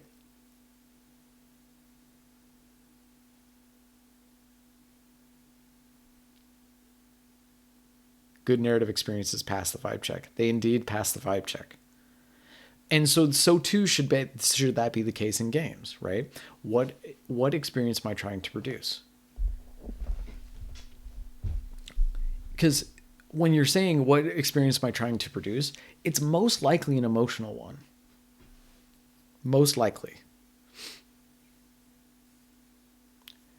There can be purely intellectual gaming pursuits, I would say, right? But you're most likely, like in a competitive game, you're trying to produce either joy or despair. Joy at a win, despair at a loss. You really gotta play Hotline Miami. Insert Toaster rambling about like a maniac about how good Hotline Miami is. It's amazing. It's a great game. Both of them are. Emotions are how we experience things, indeed. So if you're trying to produce an emotion, what am I talking about right now? How do you produce emotion in narrative? Tell me. Type it in the chat. Like how good getting over it is good at evoking blinding frustration. Yeah. Totally. I think I mean, that was a joke, right? Getting over it is like that unbelievably difficult game. Scene structure, Dream Cartographer, thank you. That is how you produce emotion in narrative, is scene structure. That's how you do it. Right? Yeah, by making it really hit you emotionally. Absolutely. But how you do that is by scene structure. Why? Because the characters are feeling emotions. Good job, Dream Cartographer, indeed. Because the characters are experiencing emotions. The problem with most journeyman fiction or amateur fiction is that the characters don't feel emotions correctly. They don't feel them in a way that is convincing to... They don't feel emotions at all, or they don't feel them in a way that is convincing to the audience, thereby becoming melodrama. Right? Melodrama is when everybody is either at a 10 or a 0. And everything causes 10s and 0s, right? It's just like, oh my God, he dropped the pencil. Holy fuck. And then like they fall down and they're crying and they're punching and they're screaming. And then they stand back up, and then it's like, he graduated from college. Holy shit. And they're jumping up and down and they're popping off fireworks inside the house. Like, that's very, very weak, although hilarious. That's very, very weak fiction writing, right? So too is when the narrative, when the emotional structure of the narrative doesn't make sense, right? When a character goes from sad to sad over and over again, like they're sad, and then the next scene they're fucking sad, and then the next scene they're sad, and then the next scene they're sad, right? It's just like there's no emotional. You're not feeling emotion that way. You're not coming up and down, and But sir, it is important that my characters don't feel any emotion, for everyone is a total sociopath. Yeah, and I don't want to read about sociopaths. That sounds like shit. There's only one sociopath I was able to read about, and that's Lolita. Well, not Lolita, but the guy in Lolita. I'm not going to lie. I'd read that pencil story. I would too, actually. It's much more exciting than most other fiction. Contrast seems important both in type and intensity of emotion. Absolutely. You have to have contrast. This is something I told Two Links a long time ago when we were working on a game together. The example that I was using was like, when you're trying to write a romance... Or no, horror is a better example. I think horror is almost always a better example. In a horror movie, there's actually not like tons and tons of horror. There are moments when it looks like they're going to go away. Yay! But they don't. They hide. They cut off the bad guy's leg. Fuck yes. Right? There's like almost as much happiness as there is despair in a horror movie. There's so much happiness. Or like in a tragedy. I think tragedy is actually the one that I used when I was talking to Two Links about it. A tragedy is only a tragedy if it is jam-packed with happiness. It has to be jam-packed with happiness. There has to be tons of fucking happiness in it. Think about Romeo and Juliet. Is that not the happiest couple you've ever seen? When they're like together for that brief moment? And isn't it so sad that the happiest couple you have ever seen commits double suicide? Right? You have to have it. You have to. You can't have a romance, or you can't have a tragedy where everything fucking sucks the whole time. Because then that's not a tragedy. That's just a really bad story. That's just like shitty news. Which like fiction isn't reporting what's true. It's reporting what should be true. Right? What is true is that this child died. What should be true is this really amazing story about how the child tried and tried and tried and then couldn't, right? That's the difference between those two things. And this is a problem that we had in the MFA a lot, which is that people were like, it's not realistic. It's not realistic for characters to go from happy to sad, sad to happy to sad. It's like, it doesn't matter. It doesn't matter that it's not realistic. Nobody gives a shit if it's realistic. What they care about is going on an emotional journey. They don't even know that they want that, but that's what they want. Because that's what fiction is. It tells you what should be true. Let's see. Horror is all about building tension, which requires loss of tension. Exactly.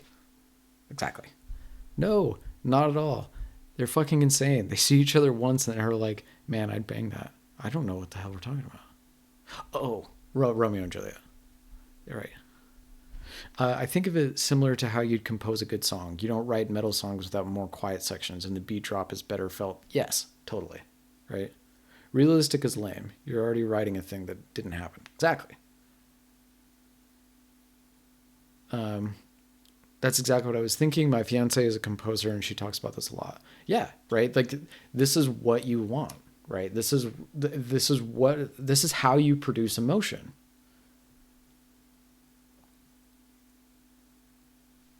Right? Like, if you were to start watching a film and it was like scene 1, dude pulls out the chainsaw and he just starts cutting people, and it literally is an hour and a half of him cutting people, you'd be like,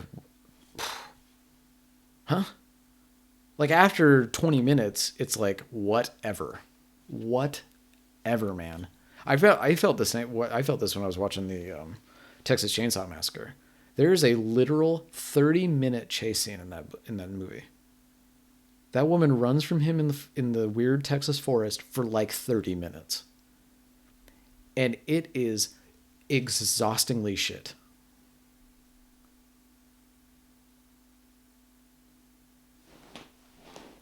Music is written in phrases for that purpose, to induce change and such. Phrases. Would you call that sections of a song? Because I would call scenes a section of a story. I don't know why I just developed transatlantic accent just then.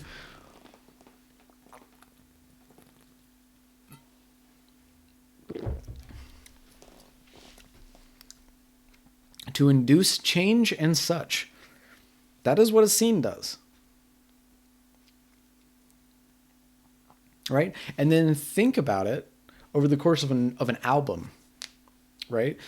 Not every song is like, not every single song on an album is going to be like that. The producer's going to come in and say, hang on just a second. This next song, just like slow it down just a little bit. You got to slow it down. You got to make a romance. You got to make a song that, like, you can still get exciting and angry in the song, but we got to return them to earth here, right? You've been going so hard for the first 3 songs. Give them a minute. Give them a minute to breathe in the 4th one. Right? Any opportunity that a human gets to take something complex and fragment it into its simplest pieces, they take because it works beautifully in a general sense. Right. People need a breather in fiction. Or just experiencing any type of art. Right? It's just super important. And so, like, yeah. In conclusion, I mean, we don't necessarily need to conclude this, but in conclusion of my point, that's why, even though this says anagnoresis, I do want there to be a somewhat implied, also and write and scene. Because it just makes your fiction better. Always. Just do it. It's something you should do to make your fiction better. You know what I mean? Does that make sense? I've been asking that a lot tonight. Weird. It's turned into like a teaching stream and like a ranting stream. But there is a jam coming up in 23 days, 2 hours, 58 minutes, and 24 seconds. It's called the WJG Narrative Game Jam number 3. Let's hard refresh this page. Oh, we're up to 3.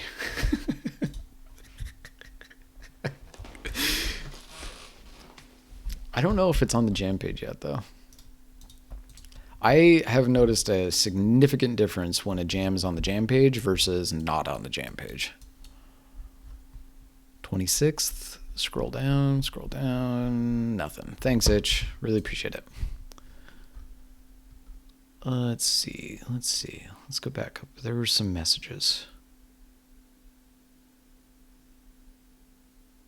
Basically, every creative thing that people make is the same thing in terms of structure. Every bigger piece is made of smaller pieces that change over the course of the runtime so that you get engaged. Yep. Songs are broken down into phrases, choruses, and such. Stories are broken down into scenes. Yeah, stories are broken down into acts, chapters, and scenes. Or in a really long book, books, acts, chapters, scenes.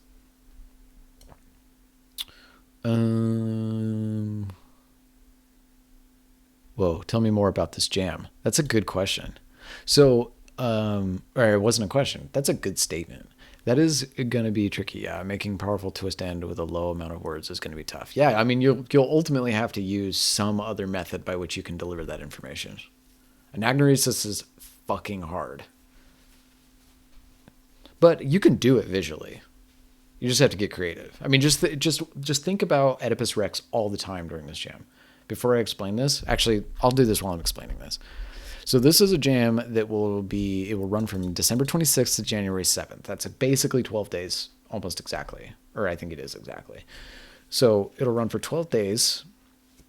And in that span of time, you can make a game however long you want. And also you can finish it during the jam. Because people have asked me about that. Like a lot. The restrictions for this jam, are you can either do normal difficulty, less than 150 words of text, and anagnoresis. What's anagnoresis? Don't worry, we'll get to it. Give me Dark Souls, which is a joke. No text and anagnoresis. So you cannot use any text. Now, I think I already know the people who will be using the Give Me Dark Souls option. I don't actually think it's like that much harder to use no text. I think it's just a different skill set. That's why it's a joke. But the thing that I wanted to talk about in particular, because this is what I can talk about, is anagnoresis. To be honest, I personally would find it hard even if we could have words.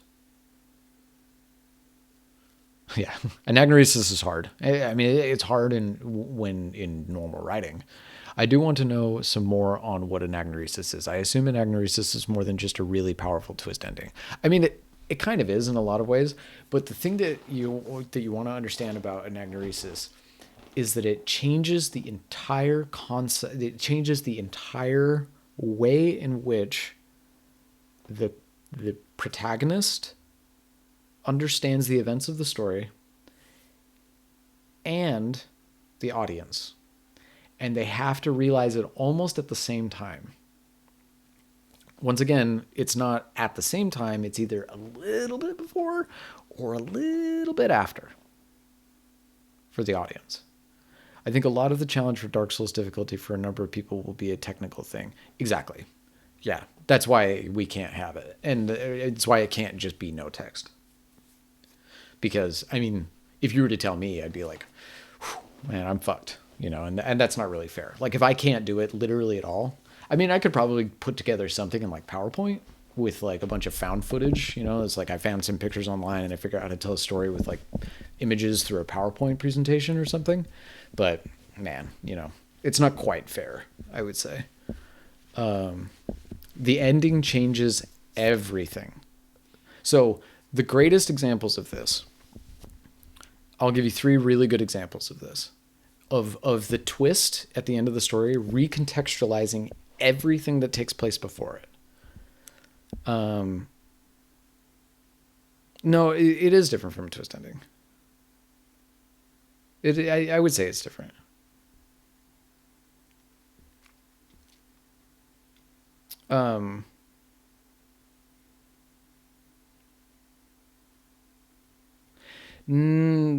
I just read Corbett Ash's anagnoresis would be one of them discovering that the other is a robot, cyborg, etc. It could be, but it depends on how you set it up. So like, okay, so think about, once again, let's talk about these 3 examples. Oedipus Rex. Let's see. Oedipus Rex. What was the other one? Fuck me. Oh my God. It was awesome. We'll start with Oedipus Rex while I think about it. MILF the story. So in Oedipus Rex, oh, MILF the story, right?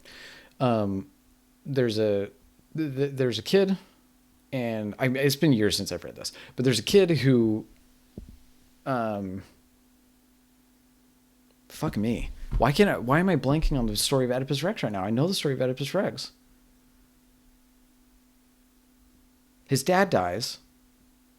He thinks it's like his uncle or something, or is that Hamlet? Come to think of it, you told me that that Don had an example of anagnorisis as well. Don. Don? Don? Oh, your game. Duh. Sorry. Yeah. Oh, the second one being I forget the title, but it's H.P. Lovecraft. So there's this person who wakes up. Let's go with the H.P. Lovecraft example right now, because for some reason my brain shut down and like the section that stores the narrative of Oedipus Rex like deleted itself. But there is a fuck. I gotta make myself big again. All right. So there's a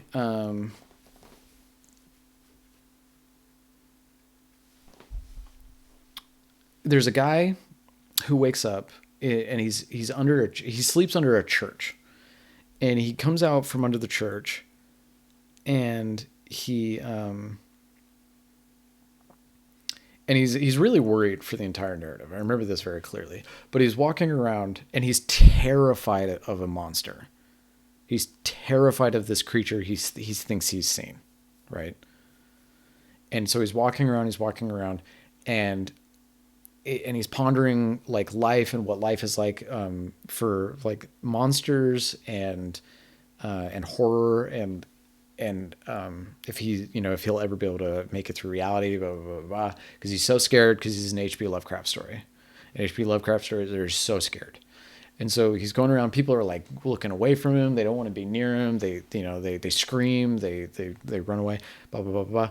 Come to the end of the story, he catches himself in the mirror. He is a monster, right? He is the thing that he saw, and he is also terrified of himself, right? So now this is an incredibly shitty description of what this is, but you'd have to read the story to understand why anagnorisis is a little bit more powerful than that, because like, when you get to this ending, it's almost like you want to immediately get back to the first page and reread it again, right? Because everything in this story basically was trying to tell you that he was a monster, and you still don't believe it because of the way it's written. You do not believe it. Third example, I would argue for Sixth Sense. Now, I know everybody calls this a twist ending. What it really is anagnorisis. Because it is beyond a simple twist. Because everything in this story is trying to tell you that Bruce Willis is a ghost. Everything. And you just don't believe it. Right? You just don't. And then when you get to the end, you're like, how could I have been so stupid? Right? And you rethink, oh my God, and you're going back through the entire movie and you're like, oh my, how did I not see this? Everything in the story was, yeah. Oedipus is the tale where the guy gets sent away by his parents because he's prophesized to kill his dad. Yes, exactly. And redacted with his mother. And then he grows up under different parenting, then randomly runs into his dad on the road, but doesn't recognize him. They get into a tussle and he kills them. Then he goes to the place where he was actually born, isn't recognized by anyone, gets into a relationship with his mother. Then when he finds out the prophecy, he's like, oh dear God, what have I done? So why is that such a good anagnorisis? Because yeah, you're right.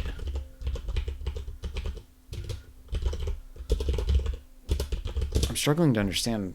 Suddenly I'm like falling apart. Maybe I've been streaming for too long.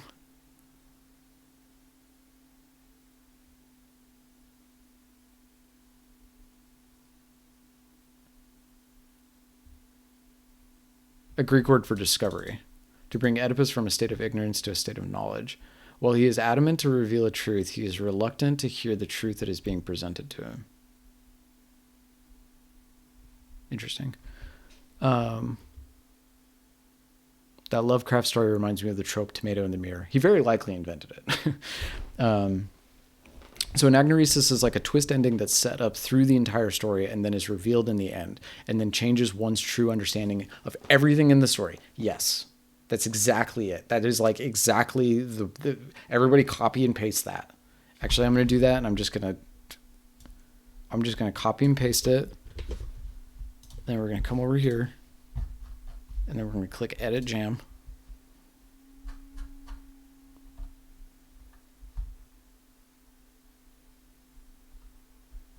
Did I really write? Oh, that's funny.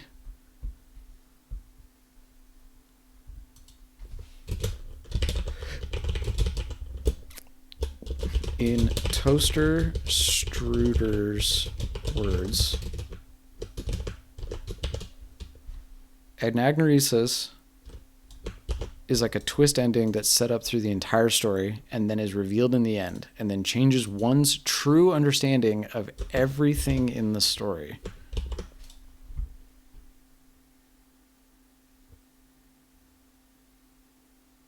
Yeah, plagiarism. Oh, I just realized that I was blocking it. Damn, I stepped on my own joke. I like bold and underlined and italicized it. Okay, we're going to save this. You've been immortalized, Toaster. This is perfect. This is perfect. Anagnoresis is like a twist ending that's set up through the entire story and that is revealed in the end and then changes one's true understanding of everything in the story.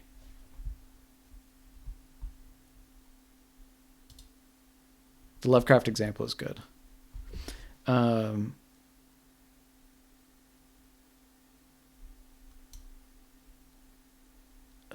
What did you say just then that was really good? I think the powerful part of is the dramatic irony of Oedipus. We see all this happening and are just screaming, no, stop, please. And it's because we find out before Oedipus, right? We find out before Oedipus does that this is his mom. Well, I mean, we have to know because we know that, we do know. So this is why anagnoresis is a little bit different from a twist ending. Because this is approaching sublimity. This is something Pinckney talked about a lot too. So in sublimity, there's a sense of inevitability and that it's surprising at the same time, where it's like, oh my God, is he gonna find it out? Is he gonna figure this out? Oh my God, he figured it out. Of course he did. I can't believe it. I did what I knew that it was gonna happen. You know what I mean? Like that is a sublime moment in narrative. Ever watched the movie Arrival with the aliens who arrive in the... Yes, I have. It's amazing. And the short story is shit in comparison. The short story that the movie's based on. I really like that writer actually, but like that, I do not like that story. All right, time to screenshot my own comment. My legacy has been made. I am a successful individual and I shall be memorialized in history. Look upon this mighty explanation in despair. Absolutely. Look like fucking what's that guy's name? Jim Carrey. What? Ace Ventura. Okay. Yes.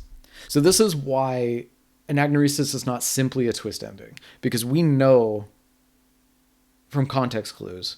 Like, for example, if you were to see Oedipus Rex, you'd see that lady and you'd be like, wasn't that lady's mom? And then you'd be like, wait a second. Right? So anagnoresis is effective whether or not the audience knows it's a twist ending.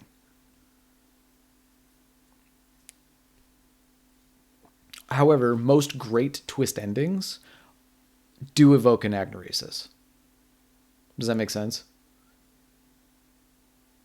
Like, not all great anagnoreses are twist endings, but all great twist endings are anagnoresis.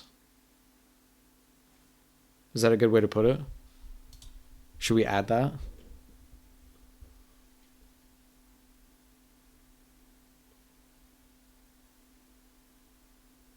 Ozymandias reference? My legacy has been made.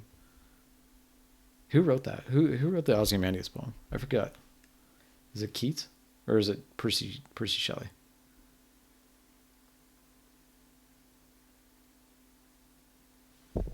I'm going to mute myself.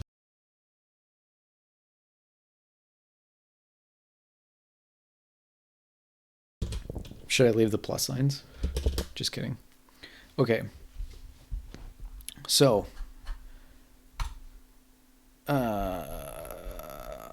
yes, thank you for helping me. I feel like I've been motor mouth tonight and I'm not remembering things very clearly. Um, oh, 2 new notifications. Let's view the jam page.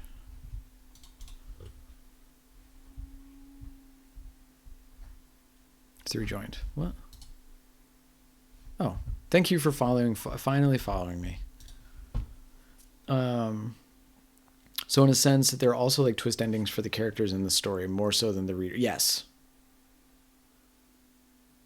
I'm pretty sure it's Percy Shelley.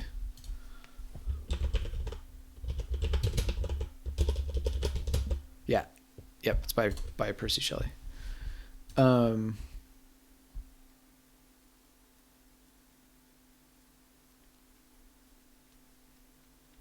You're welcome. Oh, for the following, yeah. So yeah, that's how you're gonna want to think about this. Oh, it's almost like a twist ending for the characters. Because a twist ending for an audience could just be okay, so here's a really bad example. Did anybody see that kind of recent sci-fi film? Oh, fuck, it had Natalie Portman in it. It's a pretty decent movie up until the end. I unfollowed by accident in trying to find the jam page. Maybe that's actually not the best example. That's more like a cliffhanger. The movie I'm thinking of. No, well, no. Ex Machina is almost like, because Ex Machina is kind of based on an ancient play. I think it wasn't Ex Machina. Ex Machina is great. That movie's awesome. That actually kind of has an anagnoresis type ending. Because the guy is like, he just refuses to believe that this machine is going to fuck him over. And then the second she's out, she's like, "You're dead." And then she leaves. It's so funny. It's a great one. Is it the Dune movie that everyone's, dude, don't say that. That movie was amazing. That actually like kind of hurt with the robot woman. Oh man, no, it was. I don't think it was a robot woman. What the hell? What is that? Sci-fi movie Natalie Port. Annihilation. Annihilación. No, not Ghost in the Shell. That was with Scarlett Johansson. Annihilation. This is what I'm talking about. This movie. Where they the scientist soldiers go into the bubble. The movie has some unbelievable visuals. It's just there are some moments in the movie where I'm like, oh my god, please just end it here. Please just end it here. There was 3 endings that would have been better than the one they did. Johannesburg, yeah, I do that on purpose. I say that all the time on purpose. Because everybody always says Scarlett Johansson. I'm like, yeah, Johannesburg. I could bring up what I think is an anagnoresis in Katana Zero. So yeah. Yeah, you can't make the Dune joke. That movie was so good. I mean, Villeneuve is like my favorite director. Like nobody competes. I thought for a long time it was Scorsese, and every time I'm like, nah. Villeneuve. There's not a movie that he's made where I'm like, that's only good. Like every movie he's made, I think, is amazing.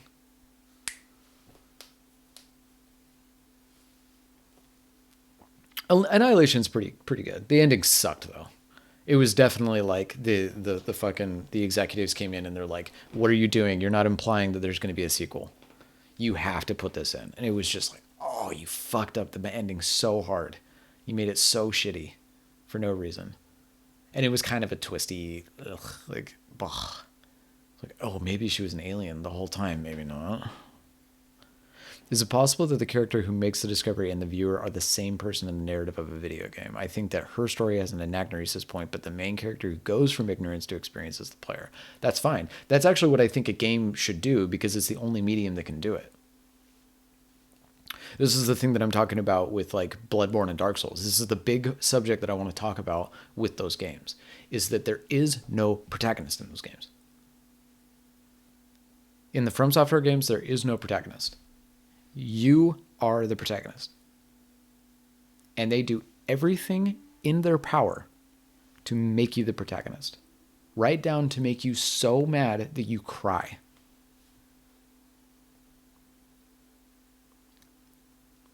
Because they understand what the gaming medium can do in narrative. Does that make sense? And I think that's where we're going to have to lay off, because I hit 2 hours and my wife just got home and she's going to make fun of me.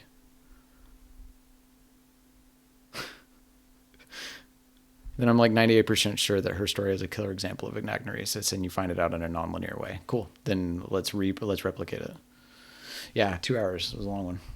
But anyway, I'm going to head out. I've got to go now. So go join the jam. See this? It's right here. itch.io/jam/wjg-narrative-game-game-jam-3. Go join it. Join it. It starts on December 26th. And it'll run for 12 days, and there'll be cool stuff, and it's going to be a great time. Everybody's going to have a lot of fun. Yep. Yeah, and I got to get to finishing up this post lab. Fair enough. Let's all head on out. Good stream. Wish my internet didn't make it buffer so much. It might be my stream. Might not be your internet, but holy hell, this is an engrossing stream. It was basically a 2-hour podcast. All right. I'm going to go now. Goodbye. Good evening, and goodbye, and good day, because it's noon. Or 2. Yep. Bye-bye.